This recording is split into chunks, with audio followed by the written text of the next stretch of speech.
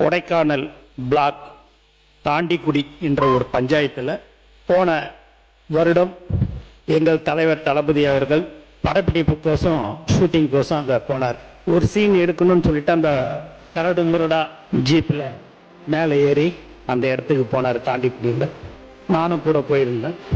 ஆனால் கீழே வரும்போது அவர் 1 மணி நேரம் தனியாக நடந்து வந்தார். வந்த உடனே 15 வருஷமா அந்த இடத்துல ரோடு வசதி இல்லை.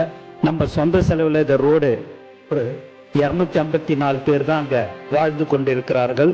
நம்ம சொந்த செலவில் போட்டுடலாமா, நம்மளை பேனர் வைக்கவே விடலை, நம்மளை எங்கே போய் இந்த ரோடு போடுறதுக்கு விடுவாங்க சார் அப்படின்னு. நம்மளுடைய ஆட்சி கண்டிப்பாக வந்துடும் சார், வந்த உடனே போட்டுடலாம் அப்படின்னு சொன்ன சிரிச்சேன். நான் பதவியேற்று 5வது நாள் முதலமைச்சர் அலுவலகத்திலேருந்து ஒரு நோட் ஷீட் வருது. என்னன்னு பார்த்தீங்கன்னா, அந்த தாண்டிக்குடி இல்லை கிராமத்துக்கு ரோடு போடணும்னு சொல்லிட்டு போன வருஷம் மே மாசத்துல சொன்னதை நினைப்பு வச்சுக்கினேன். நான் அதை மறந்துட்டேன்.